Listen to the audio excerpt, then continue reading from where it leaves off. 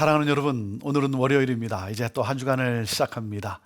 어제 우리가 하나님 앞에 공적으로 드린 예배, 그 예배가 이제 삶으로 드려지는 또 한 주간이 되기를 바랍니다. 그 하나님의 놀라우신 은혜와 또 하나님 앞에 우리가 또 약속한 모든 언약들을 정말 성실하게 잘 이루어가면서 이 세상에 정말 소금으로 또 빛으로 하나님의 영광을 우리가 또 거룩함을 드러낼 수 있게 되기를 바랍니다.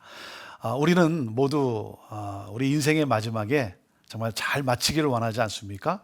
그래서 유종의 미를 거두자, 유종의 미를 거두라 라는 그런 말이 있지 않습니까? 모든 것을 잘 끝내고 싶은 것이 우리의 또한 소원일 것입니다. 손가락질을 받는 인생이 아니라 우리의 마지막 인생이 박수를 받는 그러한 삶, 이것이 우리가 기대하는 삶 아니겠습니까? 그러기 위해서는 우리가 성실하게 또 살아가고, 그리고 우리가 또한 축복의 통로로 살아가야 할 것입니다. 제 자신을 돌아보면서 늘 제가 제 자신을 또 제 자신에게 약속하는 것이기도 하지만 또 후배들에게 제가 이렇게 권면을 합니다.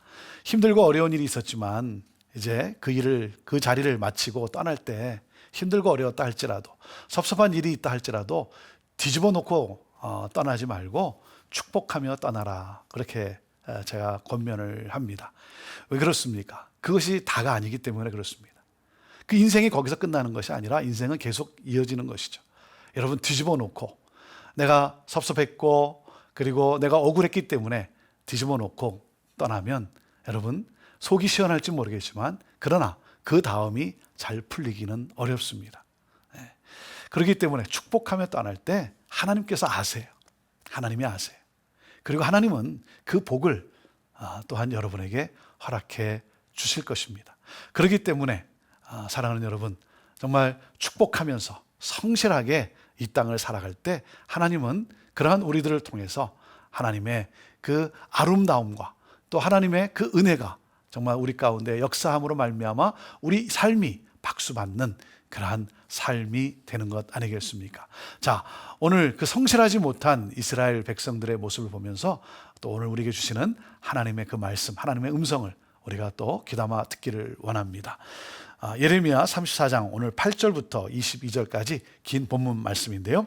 자, 8절 말씀을 제가 먼저 읽습니다. 시드기야 왕이 예루살렘에 있는 모든 백성과 한 가지로 하나님 앞에서 계약을 맺고 자유를 선포한 후에 여호와께로부터 말씀이 예레미야에게 임하니라 그랬습니다. 자, 지금 바벨론이 위협하고 있는 그러한 상황이에요. 예루살렘을 둘러싸고 위협을 하고 있습니다. 그러한 상황에서 자, 시드기야 왕이 이스라엘과 함께 하나님 앞에서 언약을 맺습니다. 언약을 맺어요. 그 언약을 맺는데 그 언약이 뭐냐면, 자, 9절과 10절입니다. 그 계약은 사람마다 각기 히브리 남녀 노비를 놓아 자유롭게 하고 그의 동족 유다인을 종으로 삼지 못하게 한 것이라. 이 계약에 가담한 고관들과 모든 백성이 각기 노비를 자유롭게 하고 다시는 종을 삼지 말라 함을 듣고 순복하여 놓았더니 그랬습니다. 어떤 그 계약이냐면 그 히브리 남녀 노비들을 자유케 하는 것입니다. 해방해 주는 거죠. 남녀 노비를 해방하면서 뭐예요? 하나님의 은총을 지금 기대하고 있는 것이죠. 하나님의 은총을 기대하고 있습니다. 하나님은 애굽에서 종살이하던 이스라엘 백성들을 자유케 하시면서 하나님이 그 맺은 또 명한 것이 있습니다. 그것은 뭐냐면 하나님은 모두가 자유롭게 살기를 원하셨어요.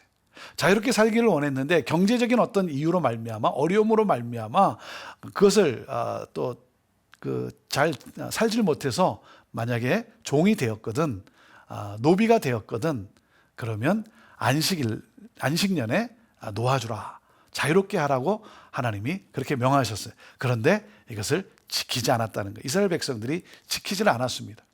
자, 그러한 그 과거에 지키지 않는 그러한 모습을 생각하면서 이 시드기야 왕이 하나님 앞에 계약을 맺은 거예요. 언약을 한 거예요. 약속을 한 거예요. 하나님, 히브리 남녀 노비들을 자유롭게 해주겠다. 그러면서 뭡니까? 좀 하나님으로부터 뭔가 좀 환심을 사고 싶었던 것이죠. 네. 이들이 누구예요? 이 노비들을 두었다는 사람들이 누구겠어요? 왕실 관리자들 아닙니까? 상류층 아닙니까? 그렇죠? 그들이 참여하는 마음으로 남녀 노비를 해방해 주겠다, 그렇게 약속을 했습니다. 하나님의 환심을 얻기 위해 한 것이죠. 왜 그렇습니까? 여기 말씀해 보면 11절에 후에 그들의 뜻이 변하여 자유를 주었던 노비를 끌어다가 복종시켜 다시 노비로 삼았더라 그랬습니다. 다시 노비로 끌어다가 삼았다는 거예요. 뭐냐면 이스라엘이 애굽의 도움으로 바벨론이 잠시 떠났어요. 예. 애굽의 도움으로 말미암아 바벨론이 이제 잠시 물러갔습니다. 물러가고 난 다음에 뭔가 위협이 사라지니까, 그러니까 어떻게 됐어요? 다시 그 해방시켰던 노비를 다시 데려와서 노비를 삼은 거예요. 예. 그 말은 무슨 말입니까? 이들에게는 진실성이 결여되어 있다는 것이죠. 예. 얄팍한 술책이었다는 것이죠. 결코 동족에 대한 자비, 그리고 하나님의 이 율법에 대한 명령에 대한 순종이 아니라 뭔가 위기 모면용이었다는 거죠. 이 순간에 어떤 위기를 모면하기 위해서 하나님 앞에 그렇게 계약을 했는데 그게 지속되질 못한 거예요. 왜 그랬어요? 그 얄팍한 술책이었기 때문에, 진실성이 없었기 때문에. 그래서 다시 자유롭게 해방시켰던 노비를 다시 데려다가 노비를 삼은 거예요. 그래서 하나님이 어떻게 합니까? 하나님께서 바벨론 군대를 다시 돌아오게 해서 예루살렘을 멸망하게 하는데요. 자, 12절 말씀입니다. 그러므로 여호와의 말씀이 여호와께로부터 예레미야에게 임하니라 이르시되, 뭡니까? 노비 해방 정책의 실패를 책망하시는 하나님의 말씀이죠. 13절 14절입니다. 이스라엘 하나님 여호와께서 이와 같이 말씀하시니라. 내가 너희 선조를 애굽 땅 종의 집에서 인도하여 낼 때 그들과 언약을 맺으며 이르기를, 너희 형제 히브리 사람이 내게 팔려왔거든 너희는 7년 되는 해에 그를 놓아줄 것이니라. 그가 6년 동안 너를 섬겼은즉 그를 놓아 자유롭게 할지니라 하였으나 너희 선조가 내게 순종하지 아니하며 귀를 기울이지도 아니하였느니라 그랬습니다. 자, 과거에 애굽 땅에서 노예로 살았던 이스라엘을 하나님께서 자유케 하셨죠. 인도해 내셨습니다. 그리고 시내산에서 하나님이 언약을 맺었어요. 언약을 맺은 가운데 동족 히브리 사람이 빚 때문에 종이 되거든 7년째 되었을 때 자유케 하라 그랬습니다. 그런데 어떻게 했다고요? 불순종했다는 거예요. 하나님의 말씀 앞에 귀를 기울이지도 않았다는 것입니다. 자, 13절 14절에 그 말씀을 하지 않았습니까? 그래서 14절 보면 너희 형제 히브리 사람이 내게 팔려왔거든 너희는 7년 되는 해에 그를 놓아줄 것이니라. 그가 6년 동안 너희를 섬겼은즉 그를 놓아 자유롭게 할지니라 하였으나 어떻게 됐다고요? 너희 선조가 내게 순종하지 아니하며 귀를 기울이지도 아니하였다. 한 번도 지키지 않았다는 거예요. 그래서 15절입니다. 그러나 너희는 이제 돌이켜 내 눈앞에 바른 일을 행하여 각기 이웃에게 자유를 선포하되 내 이름으로 일컬음을 받는 집에서 내 앞에서 계약을 맺었거늘. 16절 너희가 돌이켜 내 이름을 더럽히고 각기 놓아 그들의 마음대로 자유롭게 하였던 노비를 끌어다가 다시 너희에게 복종시켜 너희의 노비로 삼았도다. 자, 포위된 상태에서 어떻게 했어요? 하나님 보시기에 기뻐하실 것이다 라고 해서 하나님께 계약을 했어요. 약속을 했어요. 노예 해방, 노예 해방 이 규례를 실현하겠다는 거죠. 그래서 하나님께 계약을 했는데 그것이 오래가지 못했다는 거예요. 그들이 돌이켰다는 거죠. 다시금 그 노비를 데려다가 다시 종으로 부렸다는 거예요. 그래서 어떻게 합니까? 자, 하나님이 17절 그러므로 여호와께서 이와 같이 말씀하시니라. 너희가 나에게 순종하지 아니하고 각기 형제와 이웃에게 자유를 선포한 것을 실행하지 아니하였은즉 내가 너희를 대적하여 칼과 전염병과 기근에게 자유를 주리라. 여호와의 말씀이니라. 내가 너희를 세계 여러 나라 가운데 흩어지게 할 것이며. 자, 노예 해방 정책의 이 실패에 대해서 하나님이 심판을 하세요. 심판을 합니다. 그래서 어떻게 해요? 대적에게 그 칼과 전염병과 기근에게 자유를 주리라. 하나님께서 바벨론에게 점령할 자유를 허락하셨다는 거예요. 그리고 하나님이 흩어버리셨다는 것입니다. 18절입니다.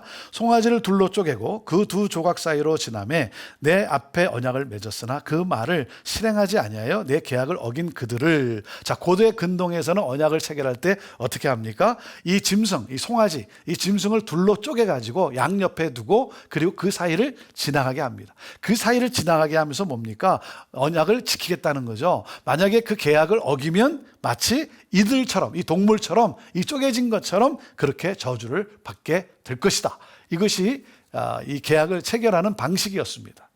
그런데 어떻게 했어요? 그 조각 사이로 지나가면서 언약을 맺었는데 그 말을 실행하지 아니하여 언약을 어긴 그들을 하나님이 그대로 하신다는 거죠. 자, 19절입니다. 그 송아지 두 조각 사이로 지난 유다 고관들과 예루살렘 고관들과 내시들과 제사장들과 이 땅 모든 백성을 내가 그들의 원수의 손과 그들의 생명을 찾는 자의 손에 넘기리니 그들의 시체가 공중의 새와 땅의 짐승의 먹이가 될 것이며 21절 또 내가 유다의 시드기야 왕과 그의 고관들을 그의 원수의 손과 그의 생명을 찾는 자의 손과 너에게서 떠나간 바벨론 왕의 군대의 손에 넘기리라 그랬습니다. 자, 이스라엘 백성들이 조금 형편이 좋아지니까 하나님과 계약을 했고 그것을 실행했는데 그것을 어긴 거죠. 오래가지 못하고 다시 노비로 삼았어요. 그래서 어떻게 됐습니까? 그 회개가 그냥 일시적이었다는 거죠. 하나님이 그래서 심판을 내리세요. 어떤 심판입니까? 자, 그들의 시체는 짐승의 먹이가 되게 하셨어요. 또 한 가지가 뭡니까? 종들이 되게 하셨어요. 바벨론의 종들이 되게 하셨다. 자, 그리고 또 한 가지가 뭐냐면 22절인데요. 여호와의 말씀이니라. 보라, 내가 그들에게 명령하여 이 성읍에 다시 오게 하리니 그들이 이 성을 쳐서 빼앗아 불사를 것이라. 내가 유다의 성읍들을 주민이 없어 처참한 황무지가 되게 하리라. 다시 하나님께서 바벨론을 돌아오게 하셔서 그래서 점령하게 하신 것이죠. 그래서 예루살렘을 황무지로 만든 거예요. 하나님의 이 심판이었죠. 예루살렘을 황무지로 만들었습니다. 처참한 황무지가 되게 하리라 했습니다. 사랑하는 여러분, 하나님은 예수 그리스도를 통해 우리에게 자유를 주셨어요.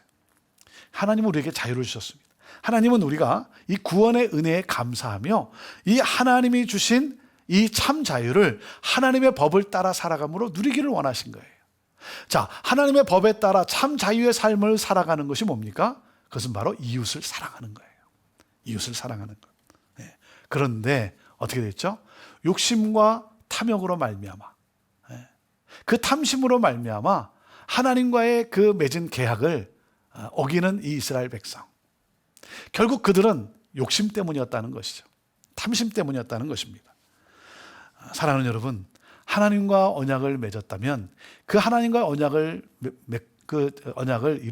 언약 맺은 것을 지키고자 정말 생명을 걸고라도 우리가 지키고자 노력해야 되지 않겠습니까? 하나님과의 맺은 언약 아닙니까? 우리가 생명을 걸고라도 지키고자 노력하면 우리 하나님께서요, 하나님이 그것이 이루어지도록 도와주시는 하나님이세요. 그렇게 하나님은 도우세요. 기뻐하세요. 자, 오늘 말씀을 우리가 묵상하면서 여러분, 하나님께 서원한 것 있습니까? 하나님께 서원한 것 있으면 그 약속을 이행할 수 있게 되기를 바랍니다. 약속을 지켜나갈 수 있게 되기를 바랍니다. 그리고 우리는 누굽니까? 우리가 약속을 지켜 행한다고 하지만 사실 우리에게는 그 능력이 없죠. 그래서 하나님이 우리를 도와주세요. 그 약속을 지키도록 하나님이 도와주세요. 우리는 누구라고요? 하나님의 은혜로 사는 자들이에요. 그렇게 우리는 하나님의 은혜로 사는 자들입니다. 그렇기 때문에 그 하나님의 은혜에 감사하며 감사로 예배를 드리면서 사랑하는 여러분, 소원을 또한 지키는 자로 이 땅을 살아가는 그러한 신실한 우리 그리스도인의 삶이 되기를 바랍니다. 그러므로 말미암아 이 땅에 우리가 축복의 통로가 되기를 원합니다. 사랑하는 여러분, 하나님께서 예수 그리스도로 말미암아 우리를 죄에서 건져내 주시고 자유케 하셨어요. 우리를 자유로운 삶을 살게 하셨어요.